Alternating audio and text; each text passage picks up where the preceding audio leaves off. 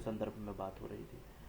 पहली तो बहुत एक महत्वपूर्ण बात ये जान लेना है कि स्कूल क्या है। जब भी हम समाजशास्त्र में स्कूल की बात करते हैं, जब भी हम समाजशास्त्र में एक बात करते हैं कि स्कूल क्या होगा या विचारधारा क्या होगी, तो एक बात ध्यान रहे कि हम किसी ऐसे स्कूल के बारे में चर्चा कर रहे होते हैं कि वहाँ पर स्कूल से हमारा मतलब कोई विद्यालय या संस्था जैसी चीज़ नहीं होती है।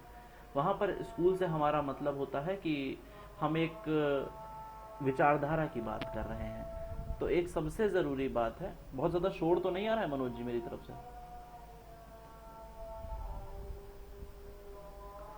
बेरेबल है। तो जो है जो अरे तो जो फॉर्मल स्कूल है और जो सिंथेटिक स्कूल है, इसी तरीके से समाजशास्त्र में कई विचारधाराओं का धीरे धीरे जन्म हुआ। जब हम कहते हैं मार्क्सियन स्कूल, जब हम कहते हैं फंक्शनल स्कूल, तो हमारा सीधा सा मतलब उस विचारधारा से होता है जिससे कि जुड़े हुए कुछ विचारक, जिससे कि जुड़े हुए कुछ समाजशास्त्री बात कर रहे होते हैं कि भाई हम कैसे समाजशास्त्र को एक अलग दिशा और समाजशास्त्र को एक अलग दशा तक ले जाएंगे। अलग अलग लोगों ने अलग अलग तरीके से समाजशास्त्र को अपने तरीके से परिभाषित किया, अपने तरीके से दिखाने का प्रयास किया कि भाई हाँ, कि हम कैसे देखेंगे, हम कैसे जो है उस चीज़ को समझेंगे। तो यहाँ पर हमें ये देखने को मिला कि भाई अलग अलग विचारधारा के लोग, अलग अलग विचारधारा के लोग, अलग अलग संप्रदाय के लोगों ने समाजशास्त्र को अपने अपने तरीके से परिभाषित किया। बेसिक सोशोलॉजी 1 और बेसिक सोशोलॉजी 2 की जो दो वीडियोस थी, उनको देखना इसलिए भी ज़रूरी है कि उनको देखने के बाद ही आप एक बेसिक अंडरस्टैंडिंग डेवलप कर पाएंगे कि क्या समाजशास्त्र बेसिक बात करना चाहता है। तो यहाँ पर कुछ स्कूल हैं जो कि बेसिक स्कूल जिन्हें हम जानते हैं, जैसे कि फॉर्मल स्कूल है, जैसे कि सिंथेटिक स्कूल है, जैसे कि क्रिटिकल स्कूल है ना, जैसे कि मार्क्सियन है, जैसे कि फंक्शनल है। तो मेरे ख्याल से इतनी अंग्रेज़ी सभी के समझ में भी आ जाएगी और इसमें कोई दिक्कत भी नहीं है। फॉर्मल स्कूल यानी स्वरूपात्मक विच संप्रदाय, सिंथेटिक यानी कि समन्वयात्मक संप्रदाय, क्रिटिकल यानी आलोचनात्मक, मार्क्सियन यानी मार्क्सवादी और फंक्शनल यानी प्रकारवादी।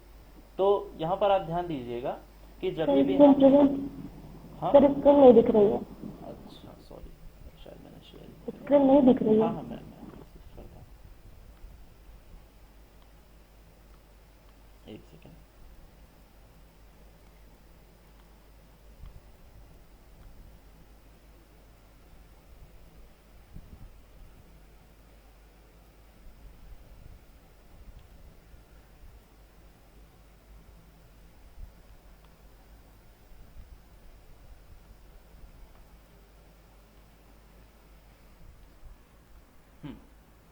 तो जैसे कि हमने आपको बताया कि कुछ फेमस स्कूल हैं जिसमें कि फॉर्मल, सिंथेटिक, मार्क्सियन, अलग अलग तरीके के स्कूल हैं। ये सारे स्कूल एक विचारधारा से संबंधित होते हैं। जैसे कि जब हम हिंदी साहित्य पढ़ते हैं तो हिंदी साहित्य में हमारे पास कुछ विचारधाराएं होती हैं, जिसमें कि सगुण काव्य धारा, निर्गुण काव्य धारा, वीर वीर रस की जो कविताएं हैं, श्रृंगार रस की जो कविताएं हैं, तो हम उन्हें कुछ संप्रदायों में बांट देते हैं।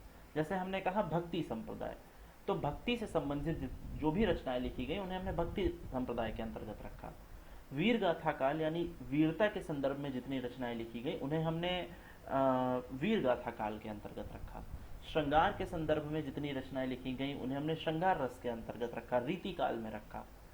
तो इसी तरीके से समाज शास्त्र में क्या होता है, समाज शास्त्र में भी कुछ ऐसे ही चीज़ें बांट दी गई जिसमें कि अलग अलग तरीके से समझने और समझाने की कोशिश की गई कि बेसिक विचारधारा क्या है, हम किस विचारधारा की बात करेंगे, और उसी विचारधारा को मानने वाले लोग उस विचारधारा के कहलाए। जैसे कि शिव के उपासक शैव कहलाते हैं, दुर्गा के, और ये सब भी इम्पोर्टेंट है, आप ध्यान दीजिएगा। एक बार पेपर में पूछा गया था कि देवी जी की उपासना करने वाले भक्तों को क्या कहते हैं, तो ध्यान रहे जो शिव की उपासना करते हैं उन्हें शैव कहते हैं, जो दुर्गा की उपासना करते हैं उन्हें शाक्त कहते हैं। ठीक है, जो दुर्गा की उपासना जो लोग करते हैं वो शाक्त कहलाते हैं, और जो कृष्ण या फिर विष्णु के किसी भी अवतार की उपासना करते हैं वो लोग वैष्णव कहलाते हैं। ये जनरली आपका एक टॉपिक है धर्म, रिलीजन एंड सेक्ट करके, उसके अंतर्गत ये दोनों चीजें आ जाएंगी, तो ये पूछा जा सकता है, इसमें कोई दिक्कत नहीं है। इसी तरीके से अलग अलग मतों के समर्थक भी हुए, कोई किसी मत का समर्थन करता है तो कोई किसी मत का समर्थन करता है। सामान्यतः समाजशास्त्र में भी अलग अलग तरीके के मत हुए। सबसे पहले अगर हम बात करें तो समाजशास्त्र में सबसे पहला जो मत बना या सबसे पहले जो टकराव हुआ वो तो इसी बारे में हुआ कि समाजशास्त्र को एक विज्ञान बनना चाहिए या फिर नहीं बनना चाहिए। तो सबसे पहला जो एक मतभेद आता है कि समाजशास्त्र को एक विज्ञान माना जाए या फिर समाजशास्त्र को एक सामान्य विज्ञान माना जाए। तो इसके ऊपर भी अलग अलग लोगों ने अपने अपने विचार रखे। कुछ लोगों के अनुसार समाजशास्त्र को एक विज्ञान माना जाना चाहिए और कुछ लोगों को के हिसाब से समाजशास्त्र को विज्ञान न मानकर एक सामान्य विज्ञान माना जाना चाहिए, क्योंकि ये इसमें विज्ञान की कोई विशेषताएं नहीं है। यहीं पर हम देखते हैं कि कई लोग आते हैं जो कहते हैं कि नहीं, समाजशास्त्र को तो विज्ञान बनाया जाना चाहिए, क्योंकि विज्ञान जैसा कोई विषय नहीं होता है, विज्ञान तो इज जस्ट अ टेक्निक। ये किसकी परिभाषा है, अगर किसी को याद हो तो बताएं, कि समस्त विज्ञानों की एकता जो है उनकी वैज्ञानिक पद्धति में है, ना कि विषय वस्तु में। ये बड़ी फेमस एक परिभाषा चलती है और कई बार पीसीटी में, पीवाईक्यू में पूछी भी गई है, नेट में भी, कि कार्ल पियर्सन की परिभाषा है, बहुत सही। तो कार्ल पियर्सन, हाँ, एक बार में सुना ही दे जाता है, तो एक बार ही बताएं। कार्ल पियर्सन की परिभाषा, और कार्ल पियर्सन कहते हैं कि समस्त विज्ञानों की जो एकता है या विज्ञान की वैज्ञानिकता उसकी पद्धति में है, ना कि विषय वस्तु में। हम किसी काम को साइंटिफिक तरीके से कर सकते हैं, ना कि किसी चीज को साइंस के तरीके से। तो यानी science is just a method, जो कि हमें किसी भी चीज को साइंटिफिक करना सिखाता है कि हम किसी चीज को साइंटिफिक तरीके से कैसे कर पाएंगे। उसी तरीके से जब हम विचारधारा की बात करते हैं तो अलग अलग विचारधाराएं समाजशास्त्र में बटी, मेरी भूमिका बन चुकी है, और अब हम प्रॉपर जो है इस चीज को बताते हैं आपको। तो सबसे पहली जो विचारधारा बनी उसको हमने कहा कि फॉर्मल स्कूल ऑफ सोशियोलॉजी।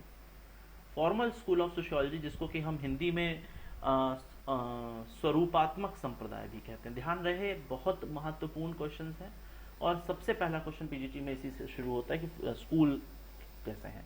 तो जो फॉर्मल स्कूल ऑफ सोशियोलॉजी बना, तो फॉर्मल स्कूल इस बारे में बात कर रहा था कि हम समाजशास्त्र को जो है वो मतलब उसकी बाह्य स्वरूप का अध्ययन करें, बाहर से जैसा दिख रहा है। फॉर्मल स्टडी पर बल दिया उन्होंने कि जैसा दिख रहा है उस पर स्टडी की जाए, है ना।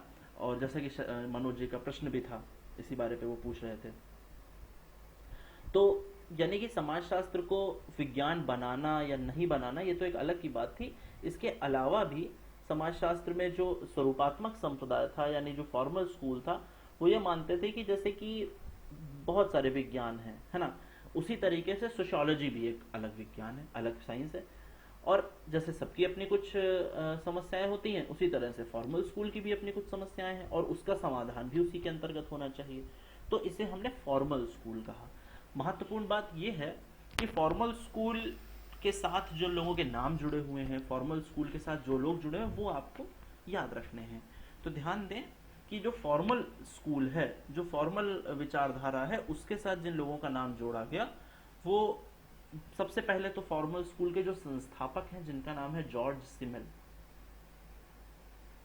जॉर्ज सिमेल, आपकी जानकारी के लिए बता दें, एक बेसिकली कॉन्फ्लिक्ट थियरिस्ट हैं, संघर्षवादी विचारक हैं। ये एक एक लाइन के जो बातें हम बोलते हैं, ये बड़ी ऐसा नहीं है कि हम बोल रहे हैं इसलिए वो बहुत काम कर रहे हैं, क्योंकि हम वही बोल रहे हैं जो पेपर में आने वाला है। एक एक चीज इसकी जो भी है वो आप किसी न किसी तरीके से अपने दिमाग में, अपनी कॉपी पर नोट करते चलें। तो जॉर्ज सिमेल समाजशास्त्र के स्वरूपात्मक विचारधारा यानी फॉर्मल स्कूल से संबंधित है। दूसरी बात जॉर्ज सिमेल से संबंधित कि जॉर्ज सिमेल को पहला मॉडर्न थिंकर माना जाता है। ये बहुत इंपॉर्टेंट बात है और शायद किसी किताब में आपको नहीं मिलेगी। ये जॉर्ज सिमेल को पहला मॉडर्न थिंकर माना जाता है। मॉडर्न थिंकर तो बहुत सारे हुए, आप जानते होंगे बहुतों के नाम, लेकिन पहला मॉडर्न थिंकर कौन है? पहला मॉडर्न थिंकर जॉर्ज सिमेल को माना जाता है, क्योंकि जॉर्ज सिमेल उस टाइम पर जो बात कर रहे थे वो बातें आज जाकर के समाजशास्त्र में उनकी रिलेवेंस सिद्ध हो पाई है कि हाँ, ये बात तो बंदा ठीक कह रहा था। तो यानी जॉर्ज सिमेल पहले ऐसे विचारक हुए जिन्होंने आधुनिकता जैसी चीज़ों की बात करी। बेसिकली जॉर्ज सिमेल को हम संघर्षवादी विचारक मानते हैं। जॉर्ज सिमेल को हम कॉन्फ्लिक्ट की जो थियरीज होती हैं उसमें रखते हैं। तो ये बातें भी धीरे धीरे समझते चलिए कि कौन किस स्ट्रीम का है, कौन किस विचारधारा का है। तो जॉर्ज सिमेल, पहली तो बात कि पहले मॉडर्न थिंकर थे, दूसरी बात, वो एक संघर्षवादी विचारक थे।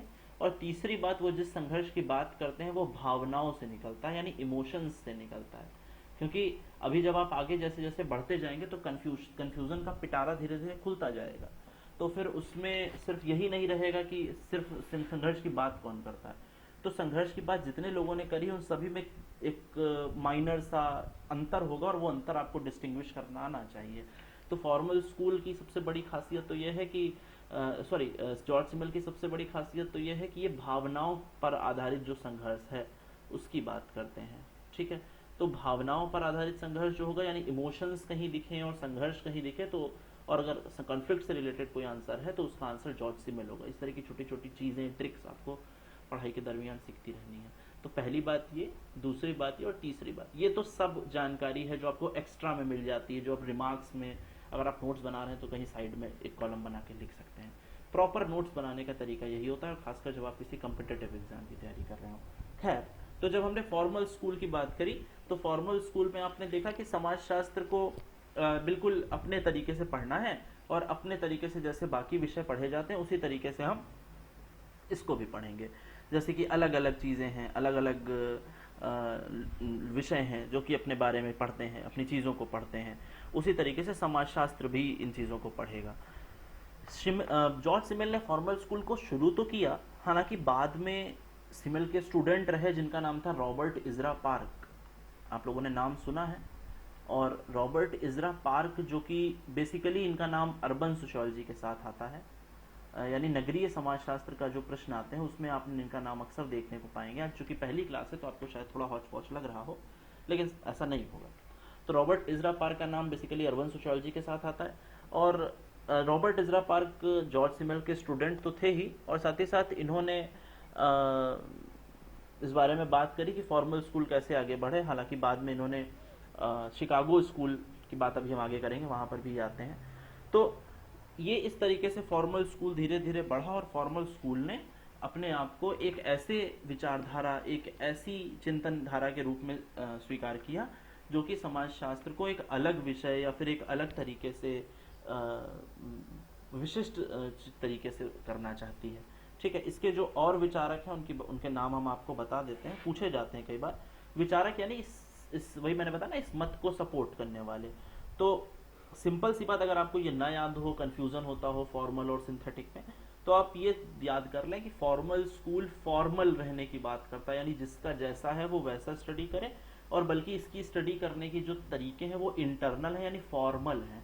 और फॉर्मल के साथ साथ ये संबंधों के स्वरूपों का अध्ययन करता है। ये एक बड़ा, और शायद इसीलिए इसको स्वरूपात्मक संप्रदाय कहा जाता है। हिंदी में जहाँ अपनी सहूलियत के हिसाब से चलेंगे, जहाँ पर हिंदी में समझ में आए वहाँ हिंदी में समझें, क्योंकि मुझे तो दोनों में आता है, लेकिन आप किस में कंफर्टेबल हैं ये आप ही जान पाएंगे। तो स्वरूपात्मक संप्रदाय है क्योंकि इसमें समाजशास्त्र के स्वरूप का अध्ययन किया जाता है। बिल्कुल ध्यान से समझेंगे, समाजशास्त्र के स्वरूप का अध्ययन किया जाता है, इसीलिए इसको स्वरूप कहा जाता है। बहुत ही फॉर्मल स्टडी की जाती है, इसीलिए इसको फॉर्मल स्कूल कहा जाता है। And propounder of formal school is George Simmel. ठीक है, और जॉर्ज सिमल के साथ साथ जो इनके और कुछ नाम हैं, जो कुछ और नाम जुड़े हुए हैं, वो बेसिक नाम हम आपको बता देते हैं। स्वरूपात्मक संप्रदाय में जो जैसे कि सबसे पहला नाम तो जॉर्ज सिमल आता ही है, दूसरा नाम इसी में टॉनीज का आता है। फर्डिनेंड टॉनीज एक नाम आएगा, अभी आप जब आगे समूह पढ़ेंगे तब फिर आप टॉनीज का नाम सुनेंगे। और एक महत्वपूर्ण नाम आता है वीरकांत का, वीरकांत का एक नाम आता है। और एक महत्वपूर्ण नाम आता है वॉन वीज, जिनका नाम है, आप इनकी परिभाषाएं पढ़ेंगे आगे। वॉन वीज का एक नाम आता है फॉर्मल स्कूल में। जो है रॉबर्ट इजरा पार्क का नाम तो आपने सुना ही, अभी मैंने आपको बताया है ऊपर, है ना। तो रॉबर्ट इजरा पार्क का नाम भी आता है। और जब पार्क जहाँ जाएंगे वहीं बर्गेस भी जाएंगे।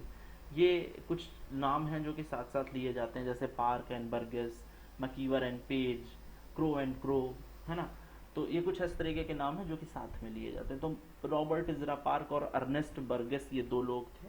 ये कुछ लोग हैं जो कि इसके स्वरूपात्मक संप्रदाय यानी फॉर्मल स्कूल से जुड़े हुए हैं।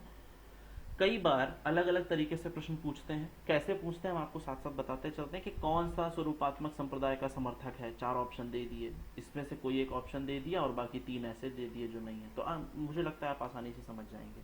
ठीक है, कई सारे नाम दे दिए और उसमें से एक नाम दे दिया जो कि नहीं है, और पूछ लिया कौन सा नहीं है कौन सा है। वो किसी भी तरीके से आपको घुमा करके पूछ सकते हैं। अगर आपको फॉर्मल स्कूल क्लियर है तो इसका मतलब आप कंफर्म रहेंगे कि हाँ कोई दिक्कत नहीं है। ठीक है, इसके बाद दूसरे जिस स्कूल के बारे में हम लोग चर्चा कर रहे थे वो था हमारा सिंथेटिक स्कूल, है ना। दूसरा था हमारा सिंथेटिक स्कूल। अब देखिएगा कि जब हम सिंथेटिक स्कूल की बात करते हैं, जब हम और सिंथेटिक स्कूल को हम हिंदी में कहते हैं समन्वयात्मक संप्रदाय। सिंथेटिक स्कूल को हम हिंदी में कहते हैं समन्वयात्मक संप्रदाय।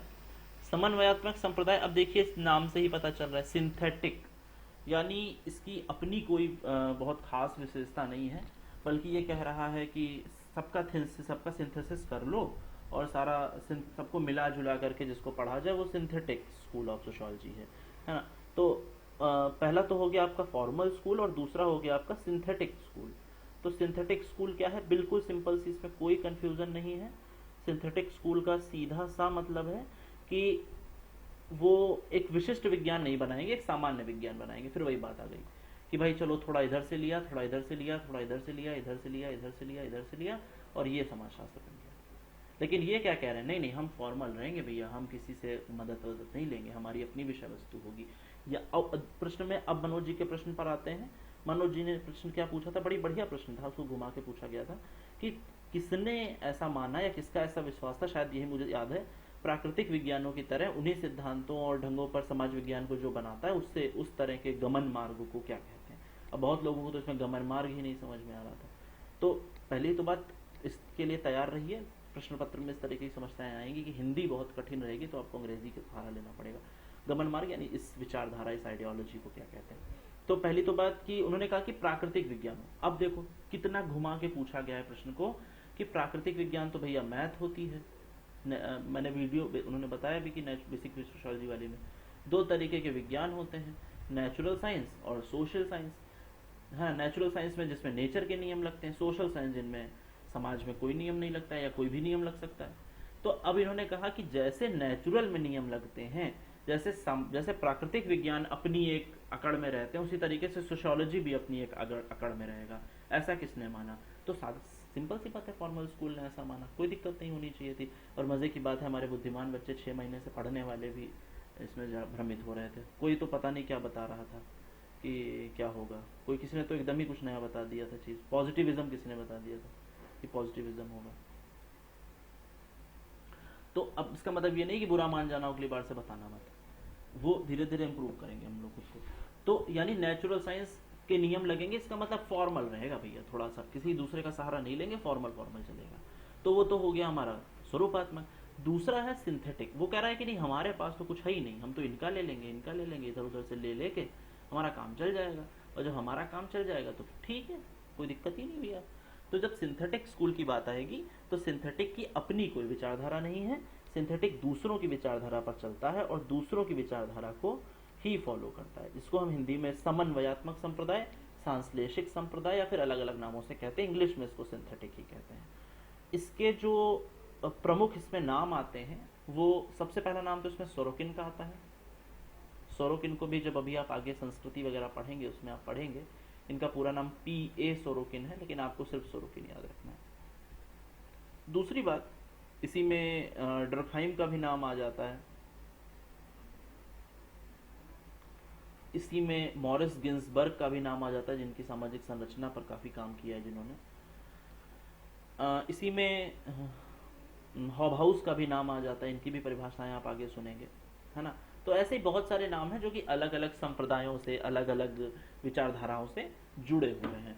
सबसे पहली दो बेसिक विचारधाराएं जो थी हमारी, फॉर्मल और सिंथेटिक, ये हमने लगभग समझ ली हैं। इसमें मुझे नहीं लगता अब आगे आने वाले समय में किसी को कोई समस्या होगी। ठीक है, यहाँ तक वार्ड और एडब्ल्यू क्रेन भी है हाँ उसमें। बहुत सारे आते हैं, वो आप पढ़ते जाइए, उसमें कोई दिक्कत, सारे लिस्ट हम थोड़े बना के देंगे, वो जब आप पढ़ेंगे तो धीरे धीरे आपको और क्लियर होंगे। बेसिक विचारधारा आपने समझ ली, अब इसमें कौन कौन आते हैं, इतने नाम आते हैं, और भी होंगे, हो सकता है एक दो इसमें रह गए, जैसे इन्होंने बताया ग्रीन रह गए हैं और लेस्टर फ्रैंक वार्ड रह गए हैं।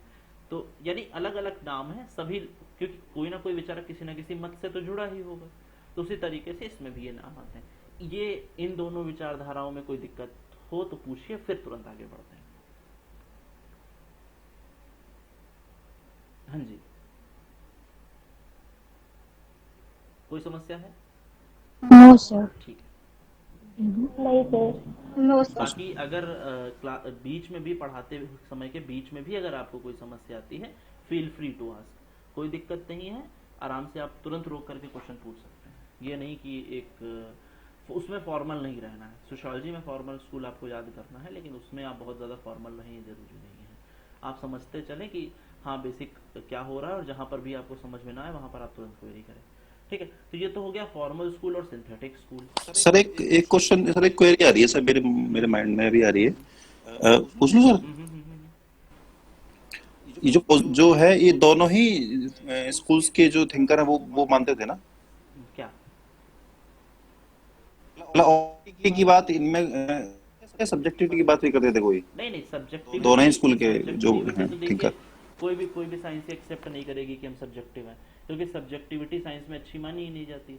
तो ये दोनों लोग कह रहे हैं कि हम बनेंगे तो विज्ञान, लेकिन अपने तरीके से। एक कह रहा है कि हम दूसरों का सहारा ले लें, क्या बुराई है, और एक कह रहा है नहीं नहीं हम तो अपना ही तरीका रखेंगे, कुछ भी हो जाए। ये एक बेसिक डिफरेंस इन दोनों चीज़ों में है, फॉर्मल और सिंथेटिक में।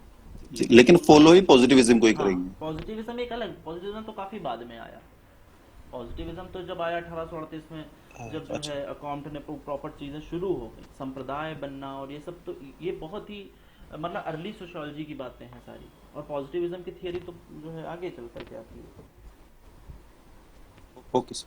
तो अभी फिलहाल के लिए ये स्कूल हो गए। दूसरे कौन से स्कूल हैं जल्दी जल्दी समझ लेते हैं, हालांकि आपने बेसिक समझ लिया होगा। शिकागो स्कूल है जैसे, तो शिकागो स्कूल क्या हुआ? शिकागो स्कूल बेसिकली शुरू हुआ था मीड के विचारों के बाद, हर्बर्ट मीड। उसके बाद इसी स्कूल को अर्बन सोशियोलॉजी वालों ने बड़ा आगे बढ़ाया, जैसा अभी मैंने बताया, रॉबर्ट इजरा पार्क। और जो है ये शिकागो स्कूल इसलिए भी फेमस हुआ क्योंकि शिकागो स्कूल ने एक नया काम करना शुरू किया। और शिकागो स्कूल ने इंटरैक्शनिज्म पर तो काम किया ही किया, सोशल साइकोलॉजी पर यानी सामाजिक मनोविज्ञान पर तो काम किया ही किया, साथ ही साथ इन्होंने अर्बन सोशियोलॉजी पर बड़ा मस्त काम किया। और अर्बन सोशियोलॉजी पर जितना उस टाइम पर काम हुआ, यानी शिकागो संप्रदाय एक समय पर नगरीय संप्रदाय के तौर पर जाना जाने लगा। और शिकागो स्कूल इसलिए महत्वपूर्ण हो जाता है कि उस टाइम नगर बनना शुरू हुए थे, क्योंकि ऐसा नहीं था कि नगर हमेशा से साथ थे। तो लगभग हाँ, शिकागो स्कूल उस टाइम शुरू हुआ और 1892 में शिकागो स्कूल की स्थापना हुई। और अमेरिका में, ये बात आप ध्यान रखिएगा क्योंकि कहीं हो सकता है आपसे पूछ लिया जाए, अमेरिका में शिकागो स्कूल के नाम से एक शुरुआत हुई, जिसमें कि अर्बन प्रॉब्लम्स को बेसिकली इशू बनाया गया। यानी जो अर्बन प्रॉब्लम्स हैं हम उनको टारगेट करेंगे, क्योंकि नगर बस रहे थे, नगरीय समस्याएं उत्पन्न होना प्रारंभ हो चुकी थी। ऐसा कोई नहीं था जिसमें कि उसको कि ये समस्या आई हो, सॉरी उसको कि ये समस्याएं सबको नज़र आ रही थी और सभी ने इस पर काम करना धीरे धीरे शुरू कर दिया था। इसके जो संस्थापक हुए उनका नाम था एल्विन स्मॉल। पूरा नाम उनका एल्विन डब्ल्यू स्मॉल है, Alvin W Small. Alvin Small Chicago school के प्रमुख संस्थापक रहे। हालांकि आगे चल करके इसमें बहुत सारे नाम और जुड़ गए, बहुत सारी इस पर काम करना शुरू हुआ। बेसिक तो काम इनका अपराध और नगरीय समस्याएं ही था, इनका जो बेसिक मुद्दा था, मलिन बस्तियां, अपराध, नगरीय अपराध और गरीबी, डेविएशन, विचलन, क्राइम, डेवियंस, इस तरह की चीज़ों पर इन्होंने स्टडी करी। लेकिन इसके संस्थापक एल्विन स्मॉल रहे। आगे चल करके इसी में बर्गेस जुड़ गए, है ना। आगे चल करके इसी में जो है रॉबर्ट इजरा पार्क जुड़ गए। आगे चल करके इसी में मैकेंजी जुड़ गए। ये सारे नाम आपको इसलिए मैं बोल रहा हूँ बार बार, ताकि आप इन नामों से फेमिलियर हो जाएं, क्योंकि अगर आज पहली क्लास में आप फेमिलियर हो जाएंगे तो कल को फिर आपको ये नाम सोचने नहीं पड़ेंगे, ये किसका नाम ले लिया, इंसान है कि जानवर। तो इसलिए नाम से आप फेमिलियर रहें। मैकेंजी हो गए, है ना। और लुइस वर्थ एक नाम आता है, बहुत सुना, बहुत फेमस नाम है नगरीय समाजशास्त्र में, वो इसी में आते हैं। तो अलग अलग लोग इस समाज इसमें जो है आते हैं। यहीं से शिकागो स्कूल के बारे में खास बात यह थी कि शिकागो स्कूल से ही एक जर्नल शुरू किया गया जिसका नाम था American journal of sociology. American American journal of sociology, American journal of sociology. American, अच्छा जर्नल्स क्या होते हैं? जर्नल्स कोई भी वो शोध पत्रिकाएं होती हैं जो किसी भी विषय में निकाली जाती हैं, उसमें ये जर्नल निकाले जाते हैं और जर्नल्स पे काम किया जाता है। बड़े बड़े लोग जर्नल्स निकालते हैं। जैसे कि आपने पढ़ा होगा, वो एक संस्था होती है जैसे कि IUPAC, क्या है? International union applied for chemistry, है ना? यानी रसायन विज्ञान से रिलेटेड, केमिस्ट्री से रिलेटेड जितनी भी इश्यूज होंगे, जितने भी प्रॉब्लम्स होंगे, उनको ये IUPAC डील करेगी। उसी तरीके से अलग अलग स्कूल्स होते हैं, अलग अलग जर्नल्स होते हैं, जिसमें कि अंतर्राष्ट्रीय स्तर पर दुनिया भर के समाजशास्त्री अपनी बात को रखते हैं। फिर उनकी बात सही है या गलत, इस बात को वाद विवाद के द्वारा, कॉन्फ्रेंसेस के द्वारा तय किया जाता है। तो शिकागो स्कूल से एक जर्नल निकलना शुरू हुआ जिसका नाम था अमेरिकन जर्नल ऑफ सोशियोलॉजी। और इसी के बाद कई सारी किताबें यहाँ से पब्लिश हुई, कई सारी जो है नए नए लोग यहाँ से निकले, कई सारे पार्टिसिपेंट ऑब्जर्वेशन यहीं से हुए। और शिकागो स्कूल इतना फेमस हुआ कि लगभग उस टाइम की जितनी फेमस बुक्स आप देखते हैं वो सारी चीज़ें वहीं से निकलती हैं। शुरुआत तो इसकी नगरीय समस्याओं से हुई, लेकिन बाद में इस पॉपुलैरिटी को देखते हुए इस स्कूल का नाम शिकागो संप्रदाय रख दिया गया, शिकागो स्कूल रख दिया गया। हालांकि आगे चल करके, जैसा कि मैंने आपको शुरू में बताया, कि यही स्कूल आगे चल करके सोशल साइकोलॉजी यानी सामाजिक मनोविज्ञान, जो कि समाजशास्त्र को और मनोविज्ञान को सिंथेसिस करने का काम करता था, जोड़ने का करने का काम करता था, तो उसको जोड़ा गया। और हर्बर्ट ब्लूमर और जॉर्ज हर्बर्ट मीड, दो बड़े नाम आते हैं, जिसमें कि सबसे पहला नाम आता है GH मीड का, और GH मीड के बाद दूसरा नाम इन्हीं के स्टूडेंट हर्बर्ट ब्लूमर का। ये दोनों भी इसी से जुड़े रहे और इन्हीं के आगे चल करके सोशल इंटरेक्शनिज्म एक सिद्धांत दिया गया। हम लोग आगे डिस्कस करेंगे, अभी बहुत ज़्यादा लोड मत लीजिए। सोशल इंटरेक्शनिज्म यानी कि सामाजिक अंतरक्रियावाद, वहाँ से ये और फेमस हुआ। अभी बस मैं आपको एक भूमिका बना रहा हूँ, बिल्कुल भी चिंता करने की ज़रूरत नहीं है, सब एकदम पानी की तरह क्लियर हो जाएगा। भूमिका बनाते चलिए, ज़मीन एक तरफ से बराबर हो जाए, फिर वो समझ में आएगी चीज़ें। तो ये हमारा शिकागो स्कूल हो गया। इसमें कोई दिक्कत है?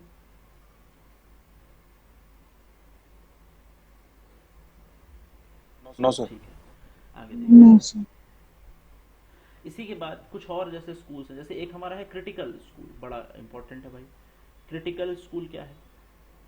क्रिटिकल स्कूल तो हालांकि काफ़ी मॉडर्न टाइम पर आया, और क्रिटिकल स्कूल इसलिए भी फेमस हुआ क्योंकि क्रिटिकल स्कूल शुरू हुआ, वैसे तो क्रिटिकल स्कूल को हम फ्रैंकफर्ट स्कूल भी कहते हैं, क्योंकि ये जर्मनी में था, और फ्रैंकफर्ट नामक एक जगह पड़ती है जर्मनी में, वहाँ पर इस को शुरू किया गया। इसीलिए हम इसे क्रिटिकल स्कूल या फिर फ्रैंकफर्ट स्कूल कुछ भी कह देते हैं, जो भी आपको अच्छा लगे। आप जिस चीज़ के थ्रू भी इसको याद करना चाहें उसे याद कर सकते हैं। फ्रैंकफर्ट संप्रदाय कहेंगे तो भी कोई दिक्कत नहीं है, और आलोचनात्मक संप्रदाय कहेंगे तब भी कोई दिक्कत नहीं है। चाहे जो भी कहिए, विचारक वही रहेंगे, थियरीज वही रहेंगी। तो क्रिटिकल स्कूल तो हालांकि बहुत बाद में आया, बहुत नया है, अभी का है, कुछ साल, 20 साल, 25 साल, 30 साल पहले का। तो आलोचनात्मक संप्रदाय जो था हमारा, क्रिटिकल स्कूल था, वो बेसिक इस बारे में बात करता था कि किस तरीके से जो ट्रेडिशनल सोशियोलॉजिस्ट हैं, किस तरीके से जो पुराने विचारक हैं, जिनकी पुरानी विचारधारा है, उन्होंने कौन सी गलतियां करी हैं और उन गलतियों को हम कैसे सुधार सकते हैं, उन गलतियों को हम कैसे सही कर सकते हैं। तो वहाँ से शुरुआत होती है क्रिटिकल स्कूल ऑफ सोशियोलॉजी की। तो आलोचनात्मक संप्रदाय शुरू होता है कार्ल मार्क्स की क्रिटिक करने से। इसीलिए कई बार नियो मार्क्सियन यानी नव मार्क्सवाद और क्रिटिकल स्कूल, इन दोनों को एक ही मान लिया जाता है। लेकिन आपको यहाँ पर पता होना चाहिए कि जो नव मार्क्सवादी संप्रदाय है वो केवल मार्क्स की आलोचना करता है, लेकिन जो आलोचनात्मक संप्रदाय यानी जो क्रिटिकल स्कूल है वो केवल मार्क्स की आलोचना नहीं करता, बल्कि ये उन सभी चीज़ों की आलोचना करता है जो कि समाजशास्त्र में पुरानी हो चुकी हैं या फिर आज के लिए प्रासंगिक नहीं रह गई हैं। वो बात अलग है, इन्होंने शुरुआत यहाँ से करी कि हाँ हम मार्क्स की क्रिटिक करेंगे, मार्क्स के सिद्धांतों की क्रिटिक करेंगे, लेकिन आगे चल करके इन्होंने कॉम्ट की भी क्रिटिक करी, आगे चल करके इन्होंने संस्कृति की भी आलोचना करी, आगे चल करके इन्होंने आधुनिकता की भी आलोचना करी, और बहुत ही बड़े स्तर पर ये क्रिटिकल स्कूल फैला हुआ है और आज भी लगातार अपना काम कर रहा है। क्रिटिकल स्कूल के लिए जो बेसिक नाम आते हैं वो कुछ सबसे फेमस नाम, जैसे कि जॉर्ज लुकास,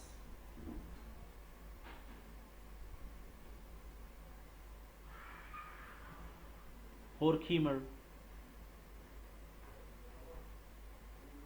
है ना, और जो है एडोर्नो, थियोडोर एडोर्नो, और सबसे जो ये तीन नाम अगर आपको नहीं भी याद हो रहे हैं कोई दिक्कत नहीं, लेकिन आपको जो नाम याद करना है वो है हेबरमास। ये सोशियोलॉजिस्ट हैं, बहुत इंपॉर्टेंट है। हेबरमास मेरे प्रिय समाजशास्त्री भी हैं। दूसरे एक बहुत ही फेमस सोशियोलॉजिस्ट जिनका नाम एंटोनियो ग्रामसी है, इनका थियरी आप लोगों ने शायद नेट उस पर पढ़ा हो यूट्यूब पे, एंटोनियो ग्रामसी। तो अलग अलग विचारधाराओं के अलग अलग स्कूल हुए, अलग अलग समर्थक हुए। हम लोगों ने बेसिक 4 स्कूल पढ़े, formal, synthetic, critical and Chicago. 4 संप्रदाय हमने पढ़े और चारों संप्रदाय के विचारक पढ़े, कौन कौन सी चीजें वो किस बारे में बात करते हैं। जहां तक कोई दिक्कत हो तो बताइए, फिर आगे। No sir. ठीक, चलिए, तो ये तो हो गई क्वेरीज की बात। और लगातार इस तरीके के प्रश्न सिर्फ मनोज जी की ही नहीं, बाकी लोग भी पूछें, डिस्कस करें, क्योंकि मैंने उस दिन भी कहा था भाई सीधी बात समझ लो, आता तो सबको है लेकिन सबका पेपर तो नहीं निकलता है। तो इसीलिए लगे रहोगे तो एमसीक्यू ज़्यादा लगाओगे तो शायद कुछ भला हो जाए। तो ज़्यादा एमसीक्यू लगाओगे, ज़्यादा सवाल पूछोगे, दिमाग पे ज़्यादा जोर डालना पड़ेगा। तो थोड़ा कुछ इस तरीके का काम करना है। तो ये ठीक है, आगे देखते हैं, आगे देखते हैं। तो ये तो हो गई हमारी समाजशास्त्र की बात। इसके बाद अब आता है कि हम समाजशास्त्र में कैसे करेंगे, क्या करेंगे, क्या पढ़ेंगे, कौन से प्रमुख विचारक हुए, कौन से प्रमुख लोग हुए, कौन सी प्रमुख परिभाषाएं हुई, ये सारी चीज़ें हम लोगों को इसमें डिस्कस करनी है। वैसे तो समाजशास्त्र की शुरुआत 1838 में हुई, समाजशास्त्र 1838 में शुरू होता है, लेकिन समाजशास्त्र की अब यहाँ पर एक और टेक्निकल पॉइंट आता है कि क्या समाजशास्त्र की शुरुआत जो है अभी 1838 में ही हुई है? इससे पहले समाजशास्त्र नहीं पढ़ा जा रहा था? इससे पहले समाज नहीं था क्या? तो इस बात की डिबेट तो हम क्लास में करते रहेंगे, आगे भी जिस बारे में चर्चा होगी। लेकिन अभी आपको जो बात समझनी है वो ये है कि समाजशास्त्र, एक कथन आता है रॉबर्ट बीयरस्टेड का, और वो कथन आप लोग नोट भी कर लीजिए कॉपी पे। वो कहते हैं कि समाजशास्त्र का इतिहास बहुत छोटा है। समाजशास्त्र का इतिहास, समाजशास्त्र का अतीत बहुत अतीत छोटा बहुत है, छोटा है, लेकिन इतिहास बहुत पुराना। पर ठीक है, समाजशास्त्र का अतीत बहुत छोटा है,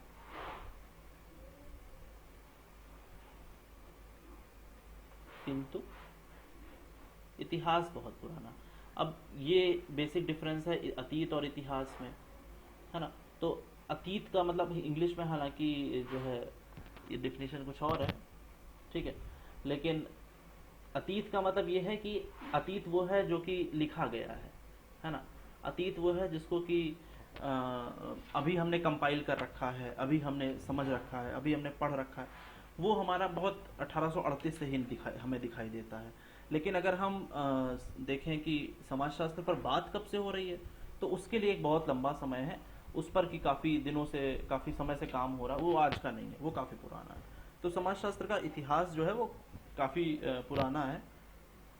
काफ़ी पुराना इसलिए भी है क्योंकि वो आज से नहीं बल्कि काफ़ी समय से उस बारे में काम हो रहा है। और एक ये भी बात है कि जो समाजशास्त्र अमेरिका में शुरू हुआ, उसके पहले अगर आप भारतीय सामाजिक व्यवस्था देखें, जब आप इंडियन सोशियोलॉजी पढ़ेंगे तो आपको पढ़ने को मिलेगा कि वो वहाँ पर भी चल रहा था कि समाज क्या है, जातियाँ क्या हैं, विवाह की सामाजिक व्यवस्था का सिद्धांत क्या है। तो यानी समाजशास्त्र नया नहीं था इंडिया के लिए, क्योंकि इंडिया में समाज यही सारी बातें वैदिक तथ्यों में, उपनिषदों में बहुत लंबे समय से होती चली आ रही थी। तो इसलिए समाजशास्त्र कोई नया नहीं था हमारे लिए, ठीक है। अच्छा जी, तो आगे देखते हैं, एक सेकेंड।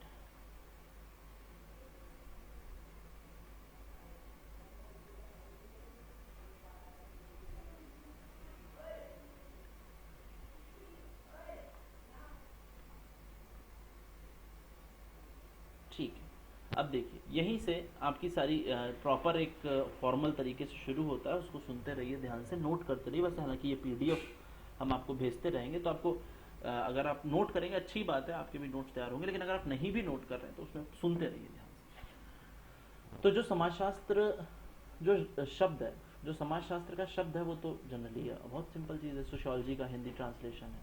इसके अलावा सर डेली का पीडीएफ दे दीजिएगा। नहीं, डेली का तो पीडीएफ शरद जी बहुत मुश्किल हो पाएगा, क्योंकि पीडीएफ डेली का डेली भेजना, ये फिर टुकड़ों में ना तो आप उसको संभाल के रख पाएंगे और ना फिर हमको भी उसमें कोई सही रहेगा। एटलीस्ट हफ्ता 10 दिन पे जब हम कुछ पढ़ा लेंगे तब हम आपको भेजते रहेंगे, जिससे कि आप हफ्ता 10 दिन का कुछ आपके पास पढ़ने में मजा आए और आपको भी समझ में आए।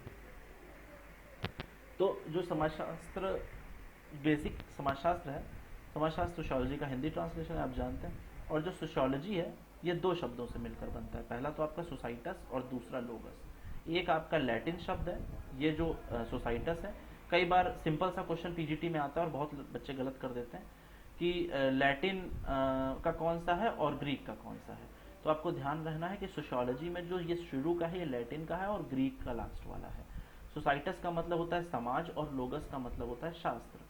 तो सोसाइटस का यानी कि सोसाइटस जो है वो लैटिन भाषा का शब्द है, और दूसरा है ग्रीक या यूनानी, जो भी हम उसे कहें, ग्रीक भाषा का शब्द जिसको कि हम लोगस कहते हैं। तो सोसाइटस प्लस लोगस। किसी किसी किताब में कंफ्यूज मत होइएगा, हम पहले ही डिस्क्लेमर दे देते हैं, इसी चीज को सोशियस भी लिखा हुआ है, तो उसमें कोई भ्रमित होने की जरूरत नहीं है, वो लिखने के तरीके पे होता है। लेकिन जो सही इसका वो है वो सोसाइटस ही है ना। हालांकि आप इसे सोशियस भी पढ़ेंगे तो कोई दिक्कत नहीं है, अलग अलग चीज जगहों पर सोशियस भी लिखा मिलता है। तो सोशियस और लोगस इन दो शब्दों से मिला है। फादर ऑफ सोशियोलॉजी जो औपचारिक तौर पर जिन्होंने शुरुआत करी, जिन्होंने सोशियोलॉजी का टर्म कॉइन किया, उनको हम ऑगस्ट कॉम्ट के तौर पर जानते हैं। ये बहुत बेसिक चीज है। सबसे पहले हालांकि जो सोशियोलॉजी शुरू हुई उसको सोशल फिजिक्स नाम दिया गया था, ध्यान रहे। सबसे पहले जो सोशियोलॉजी शुरू हुई उसको सोशल फिजिक्स नाम दिया गया, जिसके कि दो हिस्से थे, स्टैटिक्स और डायनामिक्स। स्टैटिक्स और डायनामिक्स, क्योंकि जैसे कि आप भौतिकी देखते हैं तो भौतिकी में भी दो हिस्से होते हैं भौतिक शास्त्र में। पहला तो होता है एक हिस्सा जो कि सिर्फ स्थिर पक्षों का अध्ययन करता है। ध्यान रहे भी हम लोग कॉम्ट पढ़ेंगे तो इसको अलग से पढ़ेंगे, लेकिन स्टैटिक्स में भी और डायनामिक्स में भी दो हिस्से होते हैं फिजिक्स में, स्टैटिक और डायनामिक। जो कि एक हिस्सा तो वो होता है जो समाज के स्थिर पक्ष का अध्ययन कर रहा होता है, जो कि बदल नहीं रहा है, जो कि स्थिर रहेगा। लेकिन दूसरा पक्ष क्या है, डायनामिक्स है, यानी जो गतिशील है, जो लगातार परिवर्तन हो रहा है, तो उसका अध्ययन करेगा। तो समाजशास्त्र के बेसिक दो हिस्से हुए, पहला तो सोशल स्टैटिक्स और दूसरा सोशल डायनामिक्स। सिंपल सा क्वेश्चन पीजीटी में आता है कि समाजशास्त्र को स्थैतिकी और गतिकी दो भागों में किसने बांटा है। तो सबसे पहला स्थैतिकी और गतिकी में कॉम्ट ने बांटा, और सोशल फिजिक्स भी कॉम्ट ने ही टर्म कॉइन किया था। और अब यहाँ के पीछे एक और कहानी है कि जैसे सोशल फिजिक्स ही क्यों कहा।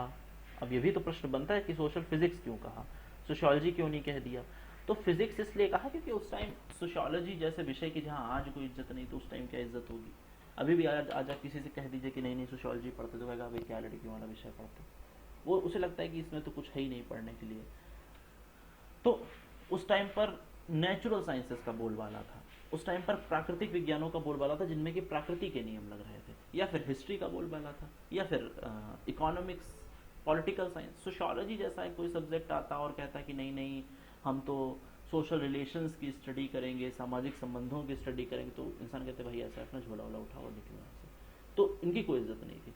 इसीलिए कॉम्ट ने शायद थोड़ी पब्लिसिटी मिल जाए, शायद थोड़ा हम फेमस हो जाएं, शायद समाजशास्त्र थोड़ा सा अच्छा इसका प्रभाव पड़ जाए, एडवर्टीजमेंट पर्पज से इसका नाम सोशल फिजिक्स रखा। कि हम अब सोचिए, आप ही किसी से कह दीजिए क्या पढ़ते हो, भाई सोशल फिजिक्स पढ़ते, आदमी कहेगा भाई कौन सी ब्रांच है। तो यानी कि सोशल फिजिक्स इसलिए बताया गया कि सोशल फिजिक्स के पीछे बताने के कि भाई हाँ थोड़ा सोशल फिजिक्स पढ़ेंगे और इससे नाम भी चलेगा, नाम भी आगे बढ़ेगा, और जो है वो चीज़ें तो आगे, बाकी चीज़ें तो आगे बढ़ेंगी ही। तो सोशल फिजिक्स नाम रखा गया। कॉम्ट ने सबसे पहले नाम सोशल फिजिक्स रखा, जो कि आगे चल करके जो है सामाजिक भौतिकी और समाजशास्त्र बन गया आगे चल करके। इसी के आगे और देखिए आगे लिखा भी हुआ है कि ये काम सिर्फ इसीलिए किया गया जिससे कि समाजशास्त्र को भी अन्य प्राकृतिक विज्ञानों के समान ही स्थान प्राप्त हो सके। जनरली जो चीज़ हमने अभी पढ़ ली है फिर वही रिपीट हो रही है कि समाजशास्त्र के दो प्रमुख आधार हैं, स्वरूपात्मक यानी फॉर्मल, और समन्वयात्मक यानी कि सिंथेटिक। फॉर्मल ये मान रहे हैं कि विशिष्ट तरीके से स्टडी करनी चाहिए, यानी फॉर्मल तरीके से, जैसा कि अभी हमने आपको बताया। और सिंथेटिक वाले ये मान रहे हैं कि इसको जो है एक सामान्य विज्ञान बनाओ, ज़्यादा चक्कर में नहीं पड़ो और ऐसे चलने दो। ठीक है। अच्छा, सोरोकिन इसके प्रमुख प्रवर्तक माने जाते हैं, जो कि आप में है। वैसे तो मैंने आपको बताया एल्विन स्मॉल है ही। आगे देखते हैं और कुछ थोड़ा सा आगे बढ़ते हैं। अब यहाँ पर एक पुस्तक आप देख रहे हैं, व्हाट इज सोशियोलॉजी। कहा जाता है कि अगर कोई व्यक्ति सोशियोलॉजी के लिए नया है तो उसको 3 पुस्तकें जरूर पढ़नी चाहिए। पहली तो है एन इन्विटेशन टू सोशियोलॉजी।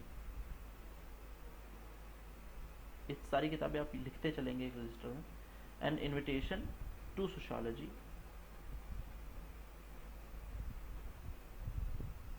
और दूसरी है सोशल कंस्ट्रक्शन ऑफ रियलिटी।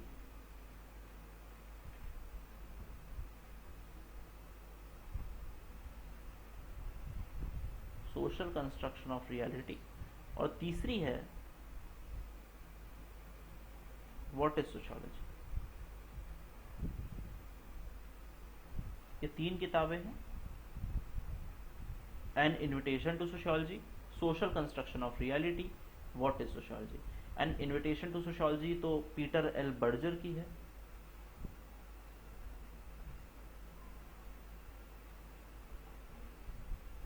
किसकी है एन इन्विटेशन टू सोशियोलॉजी?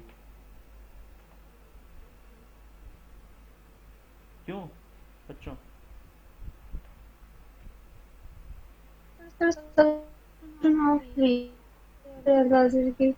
किसकी है? पीटर एल्बर्जर की Peter L. Social construction of reality. ठीक है, एक सेकंड रुकिएगा, है ना। तो पीटर एल बर्जर की है एन इन्विटेशन टू सोशियोलॉजी, और सोशल कंस्ट्रक्शन ऑफ रियलिटी भी पीटर बर्जर और टी लकमैन की है। और व्हाट इज सोशियोलॉजी, जैसा कि आप ऊपर देख रहे हैं, एलेक्स इंकल्स की है। तो ये 3 किताबें। तो एलेक्स इंकल्स की बुक आई जिसका नाम था व्हाट इज सोशियोलॉजी। और अब भैया समाजशास्त्र विषय तो बन गया, समाजशास्त्र सब्जेक्ट तो बन के तैयार हो गया। अब समाजशास्त्र के सामने समस्या है कि भैया हम पढ़ें क्या, समाजशास्त्र में क्या है, क्या पढ़ने लगोगे। नया तो चलो विषय शुरू हो गया, अब नए विषय में पढ़ा क्या जाएगा। ठीक है, तो नए विषय में क्या पढ़ा जाए, ये और एक समस्या थी। ठीक है, तो नए विषय को पढ़ने के लिए और नए विषय को समझने के लिए एलेक्स इंकल्स ने जो बुक लिखी what is sociology, what is sociology में उन्होंने कहा कि जो है इसको हम इसकी विषय वस्तु के बारे में बात करेंगे, और विषय वस्तु इसकी क्या है इसके बारे में थोड़ा सा चर्चा करेंगे। ठीक है, तो व्हाट इज सोशियोलॉजी में इन्होंने बताया कि समाजशास्त्र की जो बाकी सारी चीज़ें हैं वो भी बाकी विषयों के बहुत करीब हैं, और जिसके लिए इसको जो सब्जेक्ट मैटर है उसको हम बड़ा मुश्किल से तय कर पाएंगे भैया। तो अब इसमें क्या क्या पढ़े तो बड़ा मुश्किल है। और इसीलिए एक स्टेटमेंट देखिए नीचे लिखा हुआ है कि इसीलिए कार्ल बर्टन समाजशास्त्र को एक लचीला विज्ञान कहते हैं। फ्लेक्सिबल है। कैसे फ्लेक्सिबल है भाई, कि चाहे उसमें सोशियोलॉजी पढ़ो, चाहे उसमें जो है साइकोलॉजी पढ़ने लग जाओ, चाहे उसमें अर्बन पढ़ो, चाहे पॉलिटिकल साइंस पढ़ो, चाहे ज्योग्राफी पढ़ो, क्योंकि सोसाइटी के अंदर तो सभी आता है, सोसाइटी के अंदर तो सारी चीज़ें आती हैं। तो इसीलिए कार्ल बर्टन क्या कह रहे हैं, कार्ल बर्टन कह रहे हैं कि इसमें तो इसको तो सारी चीज़ें इसमें इम्पोर्टेंट है, इसमें तो सब कुछ आ जाता है। तो इसीलिए वो कहते हैं लचीला विज्ञान है ये एक। ठीक है, आगे लिखा हुआ है गिन्सबर्ग के अनुसार एक गिन्सबर्ग, अभी आपने नाम सुना था ना पीछे, अरे सुना था कि नहीं, भूल गए? जी सर। ठीक है, तो गिन्सबर्ग ने अभी पीछे बताया कि बता रहे हैं कि इसको जो है 3 भागों में बांट सकते हैं, सिंपल। अगर हम जिसमें की स्टडी करते हैं, हालांकि बताया डरखाइम ने, लेकिन आगे गिन्सबर्ग ने उसे कोट किया, जिसमें कि ये कह रहे हैं सामाजिक आकृति विज्ञान, जिसमें कि हम सामाजिक आकृति की बात करेंगे कि कैसे दिखता है, सामाजिक संरचना और सामान्य समाजशास्त्र। ठीक है, सामाजिक आकृति विज्ञान, सामाजिक संरचना और सामान्य समाजशास्त्र, जनरल सोशियोलॉजी। ठीक है, तो ये 3 बारे में, इन 3 चीज़ों को हम पढ़ना चाहिए। लेकिन अब अभी आपने ऊपर पढ़ा कि लंबी सूची है भाई, क्योंकि विषय वस्तु तो तय कैसे कर पाएंगे, हम पढ़ेंगे क्या, ये कैसे बता दें। फिजिक्स में तो चलो हम बता देंगे कि हम भौतिक विज्ञान पढ़ेंगे, और फिजिक्स जो होगी जिसमें वेट, लाइट, इन सब चीज़ों को पढ़ेंगे। केमिस्ट्री में आपसे कोई पूछे क्या पढ़ोगे, तो आप कह देंगे भाई केमिकल रिएक्शंस को पढ़ेंगे। मैथ्स में आप पूछे कोई, तो आप कह देंगे मैथमेटिकल कैलकुलेशंस हम देखेंगे। लेकिन जब आपसे कोई पूछे सोशियोलॉजी में क्या पढ़ोगे, तो आप कहेंगे यार सोशियोलॉजी में तो सब कुछ पढ़ना पड़ेगा, थोड़ा थोड़ा जो है मैरिज भी देखनी पड़ेगी, थोड़ी थोड़ी फैमिली भी देखेंगे, थोड़ा सा जो है हम रिसर्च का भी पोर्शन टच करेंगे, स्टैटिस्टिक्स भी टच करेंगे, अर्बन भी टच करेंगे, पॉलिटिकल साइंस भी, सोशल मूवमेंट भी, जेंडर भी। अब तो बड़ी समस्या है। तो इसीलिए एलेक्स इंकल्स कहते हैं कि अगर हम एक सूची बनाए तो लंबी सूची तैयार हो जाएगी, जिसमें से कुछ प्रमुख है कि पहली तो बात हम सोशियोलॉजिकल एनालिसिस करें। इसके लिए अभी हम आपको क्लास खत्म होते ही एक वीडियो भेजेंगे, वो आप देखेंगे, तब आपको पता चलेगा कि सोशियोलॉजिकल एनालिसिस क्या होती है। तो सबसे पहले तो हम सोशियोलॉजिकल एनालिसिस करें, यानी समाजशास्त्री कल्पना करें, सोशियोलॉजिकल इमेजिनेशन। एक और किताब शायद मैंने यहाँ नहीं लिखी है, यहाँ पर एक किताब और आप नोट कर लीजिए अपने, जहाँ पे आप किताबें नोट कर रहे हैं, एक किताब नोट करिए, सोशियोलॉजिकल इमेजिनेशन। किसकी बुक है?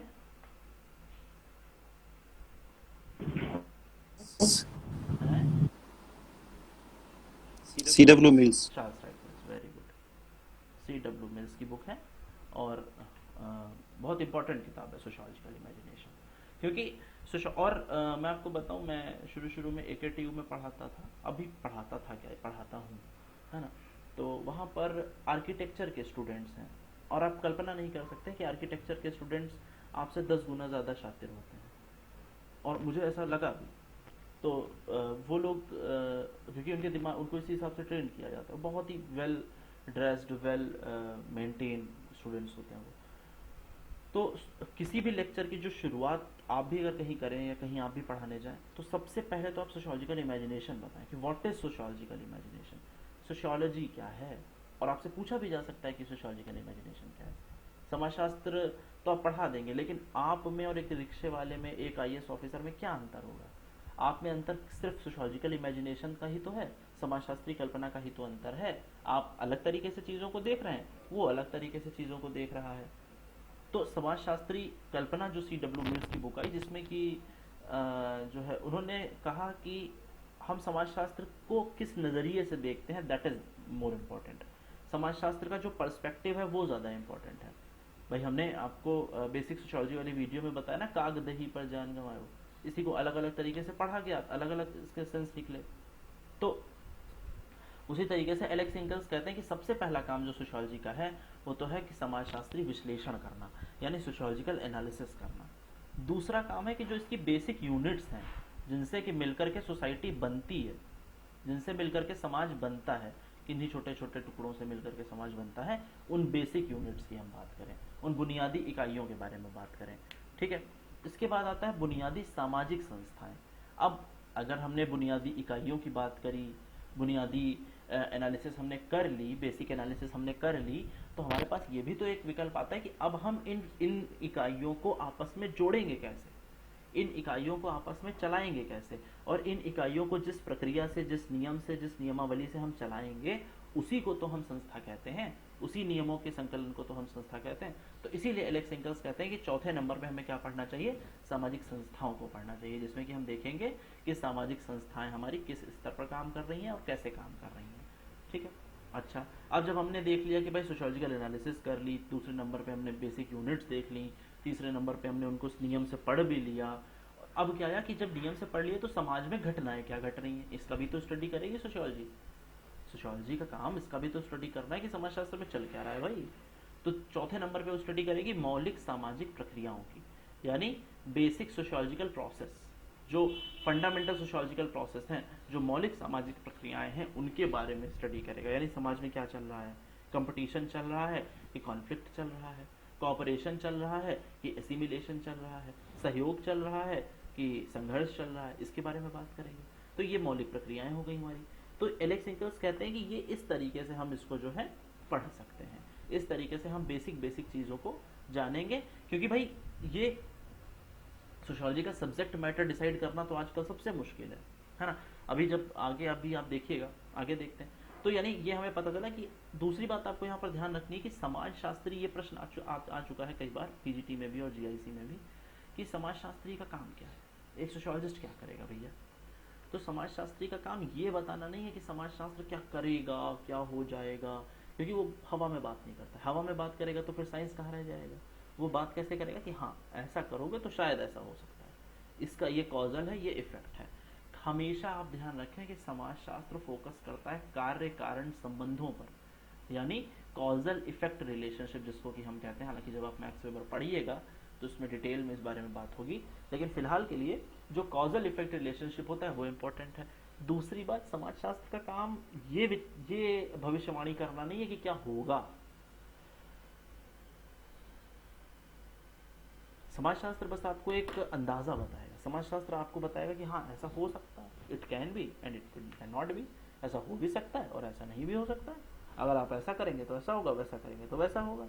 क्यों? क्योंकि समाजशास्त्र खुद को एक विज्ञान बनाना चाहता है, और कोई भी विषय जो कि विज्ञान बनना चाहता है वो ऐसी गैर तथ्यात्मक बातें नहीं करेगा। तो अब आता है कि समाजशास्त्र क्या करेगा।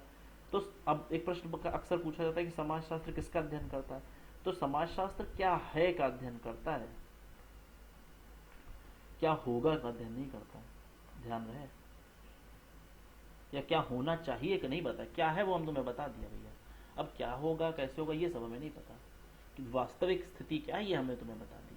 समाज में कोरोना फैला है, उसकी स्टडी करके हमने तुम्हें बता दी कि भैया कोरोना फैला है, ऐसे ऐसे फैला है और ऐसी ऐसी लोगों के सामने दिक्कतें हैं, बस हमने तुम्हें अब उसका समाधान कैसा होगा तुम जानो। तो समाजशास्त्री का काम समाज सुधारक नहीं है। यहाँ पर मैं बेसिक ये इस बारे में हमेशा बात करता हूँ कि समाजशास्त्री और समाज सुधारक दोनों अलग चीज़ें हैं। समाजशास्त्री समाजशास्त्र का अध्ययन करेगा, समाज का अध्ययन करेगा, सामाजिक प्रक्रियाओं का अध्ययन करेगा, लेकिन कभी भी समाज सुधारेगा नहीं। उसका काम समाज को सुधारना नहीं है, समाज के बारे में सूचना इकट्ठा करना है, समाज की मौलिक स्थिति का पता लगाना है, ना कि समाजशास्त्र को सुधारना। यहाँ तक कोई दिक्कत है, कोई कंफ्यूजन है?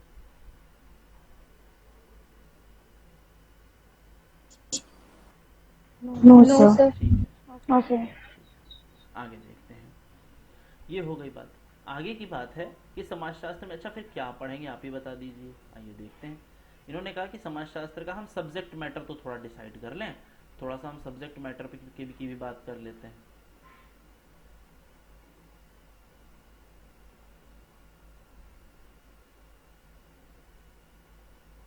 लिखा हुआ है समाजशास्त्र का क्षेत्र एवं विषय वस्तु। क्या है समाजशास्त्र का क्षेत्र एवं विषय वस्तु? यहाँ पर नाम आ रहा है, देखो सोरोकिन का। अभी आप नाम पीछे सुन के आए हैं तो नाम बार बार सुनेंगे तो याद आएगा। सोरोकिन सोशियोलॉजी की सब्जेक्ट मैटर को समझते हैं और इसके लिए वो एक n+1 फॉर्मूला की बात करते हैं। अब ये n+1 क्या है भैया? वो कहते हैं कि एक जो n+1 फॉर्मूला है इससे हम इसको समझ सकते हैं। क्या है n+1 फॉर्मूला? जहाँ n का अर्थ है समाज विज्ञान यानी सोशियोलॉजी, n का मतलब है सोशियोलॉजी, और n+1 क्या है? n तो कोई भी समाज विज्ञान, n+1 वो है जहाँ से चीजें मिलेगी। अभी आप आगे देखिएगा, लिखा हुआ है कि आधुनिक समाजशास्त्र को सीमित क्षेत्र में नहीं किया जा सकता। यानी आप लिमिटेशन तो लगा नहीं दोगे कि नहीं अब कोई भी चीज़ जब शुरू होती है तब छोटी होती है, लेकिन जैसे जैसे आगे बढ़ती जाती है मुश्किल होती जाती है, वो लगातार बड़ी होती जा रही है। अब आप देखें, हमने आपसे पूछा कि पॉलिटिकल साइंस का सब्जेक्ट मैटर क्या है, तो आपने कहा कि सर ABCDEF ये पॉलिटिकल साइंस है। अच्छा, इकोनॉमिक्स का सब्जेक्ट मैटर क्या है? ABCGHI। धर्म का क्या है? ABCJKL। कानून का क्या है? ABCMNO। मनोरंजन का क्या है? ABCPQR। तो आप कहेंगे यार बार बार ABC का है बता रहे हो, तो हम कहेंगे भैया ये ABC ही तो सोशियोलॉजी है, ये ABC ही सोशियोलॉजी है। क्यों सोशियोलॉजी? क्योंकि सोशियोलॉजी सब में घुसी हुई है ना। फिजिक्स में भी है, इकोनॉमिक्स में भी है, साइकोलॉजी में भी है, लॉ में भी है। आजकल तो सोशियोलॉजी ऑफ लॉ चल रहा है ना। Sociology of law, sociology of, अभी देखो लिखा हुआ है बगल में। तो यानी जो n+1 है, यानी n सब में कॉमन है।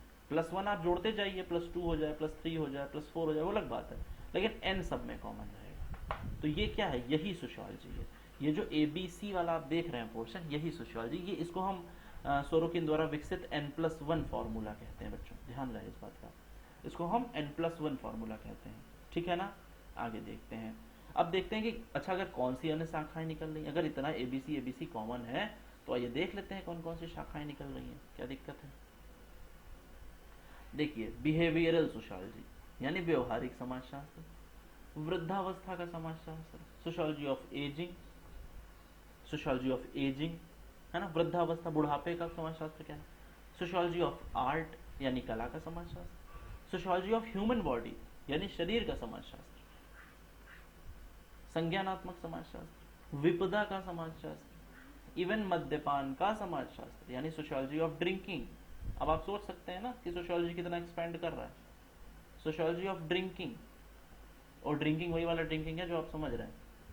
आर्थिक जीवन का समाजशास्त्र, sociology of economic life, political sociology यानी पॉलिटिकल साइंस में भी sociology, education sociology, sociological education यानी सोशियोलॉजी ऑफ एजुकेशन, शिक्षा का समाजशास्त्र, रोजमर्रा का समाजशास्त्र, सोशियोलॉजी ऑफ डेली लाइफ, स्वास्थ्य का समाजशास्त्र, सोशियोलॉजी ऑफ हेल्थ, और बड़ा फेमस है सोशियोलॉजी ऑफ हेल्थ आजकल तो,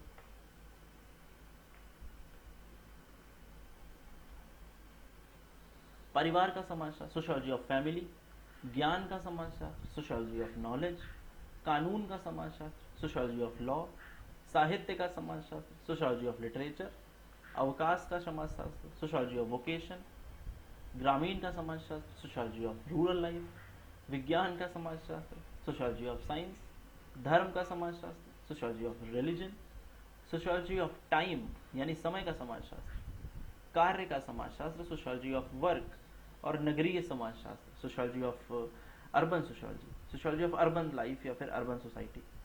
इवन आज देख रहे थे एक और नया काम शुरू हुआ है कोरोना के बाद से, सोशियोलॉजी ऑफ डेथ।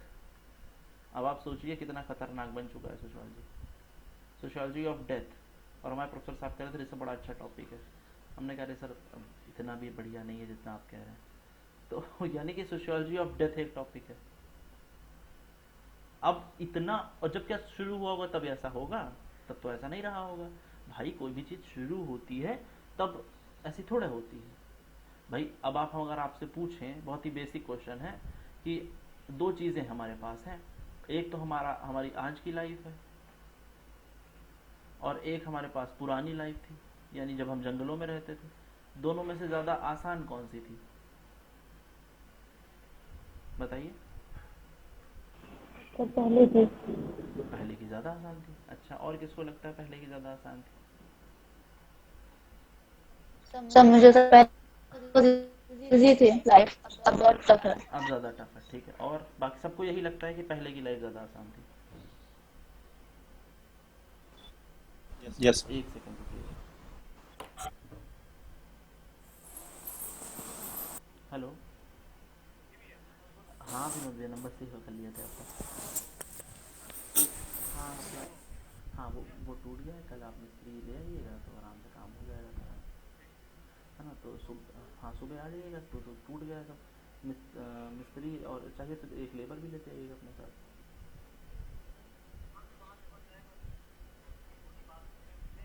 अच्छा ठीक है, मिल जाएगा ठीक है। हाँ हाँ हाँ मिस्त्री ले आइएगा, कोई दिक्कत नहीं। हाँ हाँ सब बोल दिए। तो कल सुबह मिलते हैं फिर।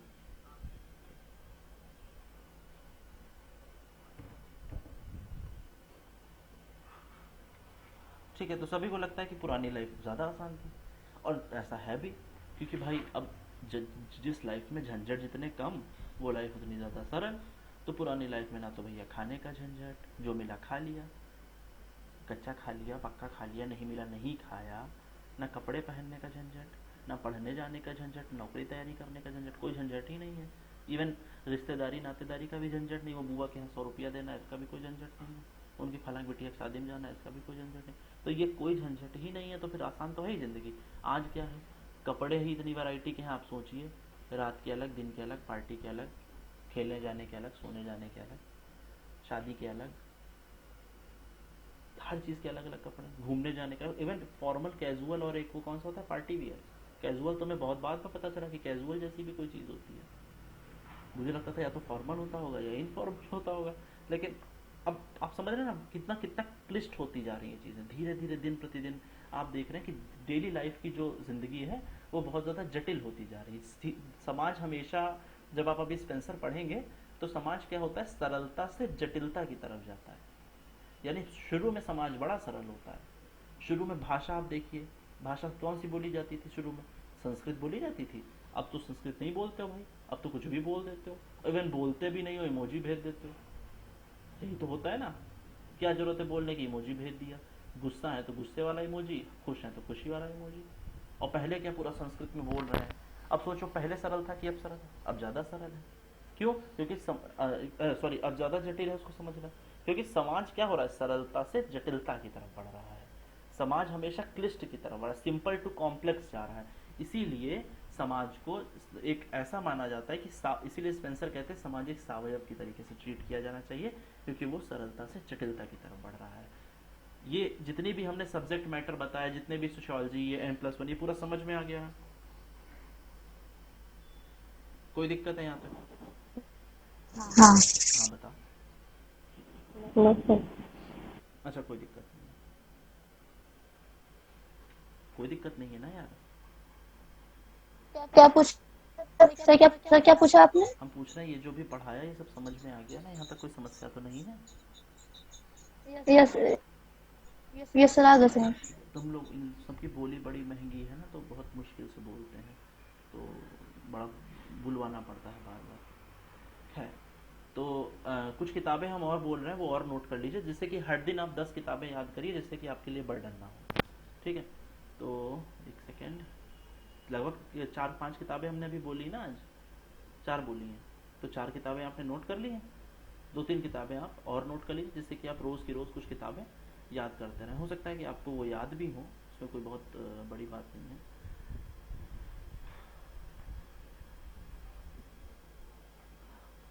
एक किताब आप व्हाट इज सोशियोलॉजी हो गई। हाँ, एक किताब आप नोट कर लीजिए, an introduction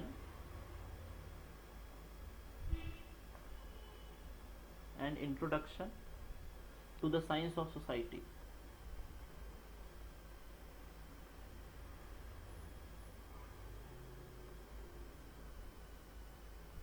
To the science of society, and the book is written by Park and Burgess.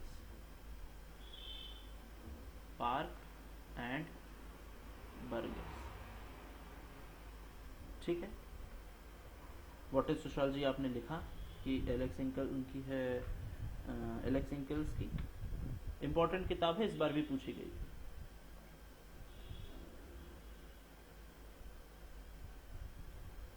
ठीक है,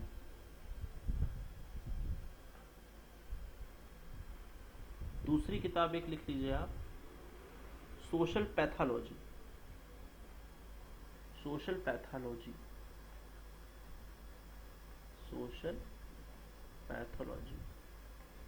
और ये किताब है लेमर्ट की।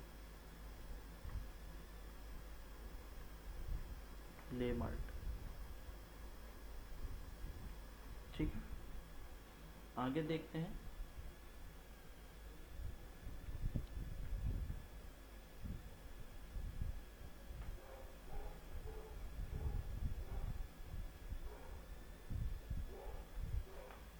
एक किताब और लिख लीजिए आप, प्रिंसिपल्स ऑफ सोशियोलॉजी। किताबें एक जगह लिखेंगे तो आपको याद करने में आसानी रहेगी। प्रिंसिपल्स ऑफ सोशियोलॉजी, जो कि है हर्बर्ट स्पेंसर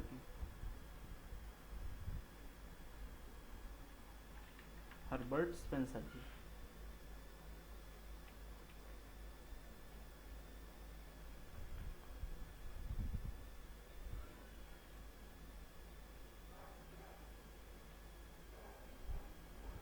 ठीक है, नोट कर लिया सभी ने?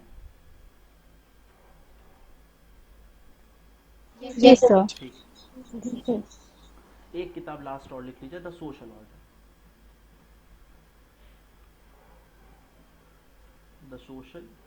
ऑर्डर।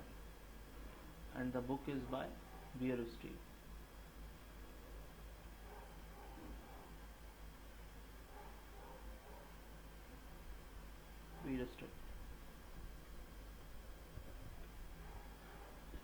लगभग 10 किताबें हो गई। 10 आपके पास 10 किताबें आपको ये याद कर लेनी। रोज़ का रोज़ कुछ किताबें हम याद करते जाएंगे, कुछ वीडियो देखते जाएं, कुछ पढ़ते जाएं, जिससे कि हमारा डेली का कोटा पूरा होता रहे।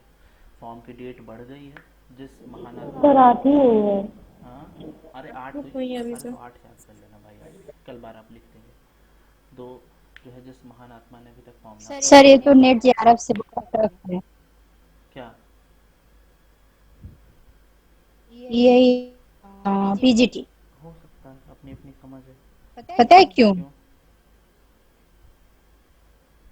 क्योंकि इसमें बहुत ज्यादा में जाना पड़ रहा है, थोड़ा आई थिंक। हो सकता है, या हो सकता है शुरू में तुम डीप में नहीं गई होगी। नहीं ऐसे लग रहा है पहली क्लास कर रही हूँ। हाँ सर, क्योंकि इन्होंने नेट वाली क्लास 3 क्लास छोड़ी थी ना, इसलिए उनको लग रहा होगा। तो ये बुक लिख ली सभी ने? मनोज जी नोट कर लिए? जी सर नोट कर लिए, लेकिन सर एक रिक्वेस्ट थी सभी लोगों से, मतलब आपसे नहीं, सब लोगों से थी वो तो। हाँ किसी ने नहीं भेजे, मतलब जैसे आपने ज्यादा कुछ भेजने हैं, डिस्कशन करना ये है, असल 2 दिन निकल ये गए। असल में हमने कहा ना तो इन्होंने ये आप मतलब क्या सोचते हैं कि दूसरों को पता लग जाएगा? नहीं ये सोचते लोग। ये अजगर है, देखो ऐसा है ना मनोज, ये सब अजगर है और ये इनके पास शिकार चल के जाएगा तो ये भले खा ले, मेहनत नहीं करेंगे, पड़े रहेंगे, मर जाएंगे लेकिन खाएंगे नहीं, भूखे मर जाएंगे। तो अब अजगर ही हैं तो अपना झेलेंगे और झेल रहे भी हैं, ज़्यादा कहेंगे तो भी बुरा मान जाएंगे।